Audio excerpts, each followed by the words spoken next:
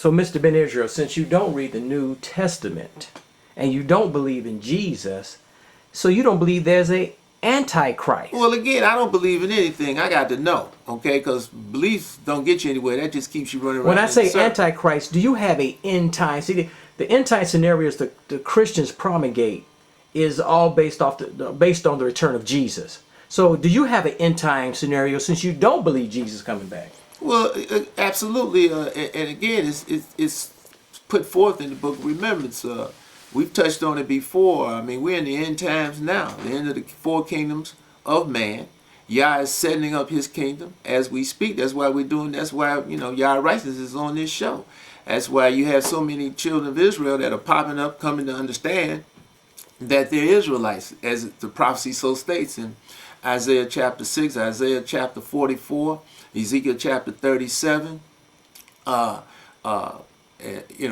chapter 53, we're raising up, we're connecting to our history, and we're taking on our heritage in different ways. So, but you don't believe, what about the end time scenario? Do you, but again, we're in the end time because, again, Yah has said that when this entity that he would raise up, Yah righteousness, okay, his government, in the midst of the daughter of Babylon, Isaiah 52, he starts to make his judgment, as we've mentioned in the past, 51 Isaiah, 51st chapter. He's making his judgment rest for a light of the people. This is why you see so many plagues, okay, environmental, societal, okay, all kind of plagues. but it won't end with the coming of the Lord. No, Jesus. no, that's a total myth. I mean, like we put forth in the past, Okay. I challenge anybody, and we're still waiting on that call, okay? For anybody that can show in this book of remembrance, Genesis through Malachi, where it's prophesied that Yah of hosts, the king, prophesied through any of prophet that he would bring on the Messiah, the anointed, his anointed, at the beginning of the fourth kingdom. This anointed would be crucified for the sins of the people, and then be resurrected, go up into heaven, and brought back down at the end of the fourth kingdom to be salvation for everybody on earth. You can't find that prophecy anywhere between Genesis and Malachi. That only originates in the New Testament, where they put forth this lie. Okay, we're going to bring it on home, talking about Barack Obama, George Bush, the Republicans, the Democrats, the international bankers. This collapse we're watching is the collapse of America, and you call America the daughter of Babylon, right? Absolutely. And but people think that Barack Obama runs the country, but people like you who read history and whatnot, you say the international bankers, if you will, Ben Bernanke, the head of the Fed, has just as much, maybe more power than Barack Obama. Barack Obama doesn't have any power, and in actuality, neither does Ben Bernanke. Okay, this the people behind the scenes that the masses don't actually see. I mean, Yah is bringing these people out by name and in certain instances by sight.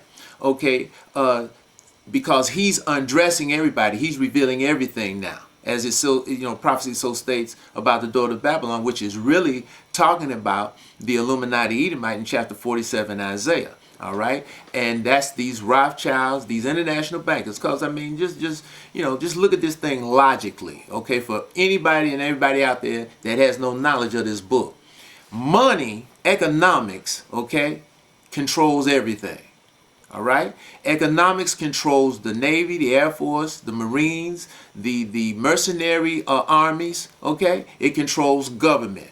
Okay, everybody on Capitol Hill in Washington D.C. is bought and paid for, including Barack Obama. Simple as that, all right? Barack Obama is like a CEO. He doesn't own the company. He just sat there, put out on Front Street in the view of the people to actually run it, to take orders and do what he is told, as all of those people on Capitol Hill and many governments in the world today of these nations. These Illuminati international bankers are just that. They control the economics of the world. As we've said in the past, you just look at the UN. Okay, you got about a couple of hundred nations in the UN, maybe a little less. All right, the only nations that have veto power, okay, in the UN are 5 nations: China, Britain, America, France, and Russia. And all 5 of those countries, as we've spoken of in the past, are controlled, that were taken over by the international Illuminati, Edomite, Malachite bankers. Okay? All right? France and Britain were basically taken over from the French Revolution, 1789 to 1815, culminating in the defeat of Napoleon. Okay, by the forces, the Allied forces led by Wellington, which were financed by Nathan Rothschild. Okay, now you look at China in the middle of the 19th century, 1800s. The British East India Company that was owned and controlled by, you understand, the Illuminati Edomite bankers brought opium into China during this time, which caused the Opium Wars. They made over 30 million opium addicts in China. Took over Peking, Hong Kong, and Canton. Been running it basically ever since. They go into these nations, they make babies by these people.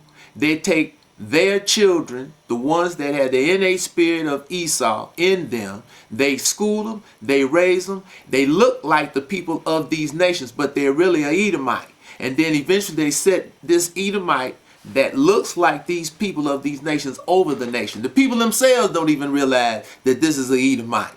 Okay? And they're totally controlling the nations. All right? And then they took over Russia with the Bolshevik Revolution.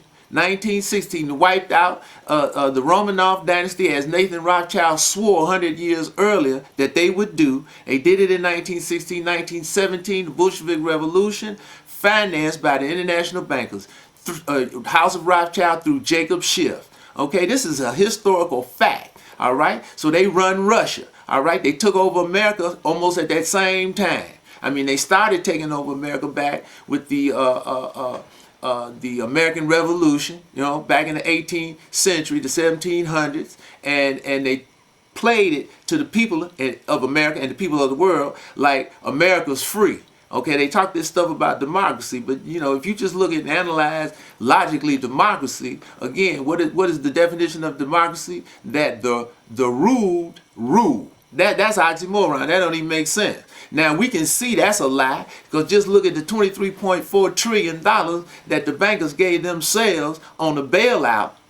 The banks can't fail. But look at all of the 300 million people here in America, and they poor as church mouses. All right, wiped out the middle class, have debunked all of the property values, and now here the people are starving like Marvin. You got 50 to 100 million people getting food subsidies. Okay, you got millions and millions of people that's out of work, and it's going to be more. They're getting ready to lay off 80,000 people over the next few years on Wall Street. Okay, so now you see America going in total economic collapse. The dollar's practically worthless. All right, it's bankrupt. They got the Fed now that's buying the American bonds. Okay, and when they start purchasing the bonds, this creates inflation. It's eroding the value of the dollar, because Esau, okay, they're going to tell you it's China and other nations, but it's Esau. The Illuminati bankers have stopped purchasing American bonds through these other nations because they're bringing America down. And why is this? Again, this is the prophecy that comes in this book where Yah says he's going to destroy the door of Babylon. Okay, that's Isaiah 13, 14, and the 47th chapter, Jeremiah chapter 25, 14th verse through the 33rd verse, and Jeremiah chapter 50 and 51, and Habakkuk chapter 2.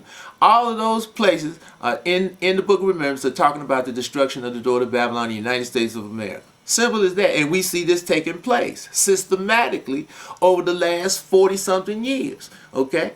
And so now people are running around. They finance, as we said on the previous show, these Illuminati bankers. They got the different movements out here that they finance corporately. Okay? The Tea Party movement, various other movements, to keep the people's minds pegged down in America with this thought of, we're going to make America better. Okay, just like the Tea Party movement rests on this scenario.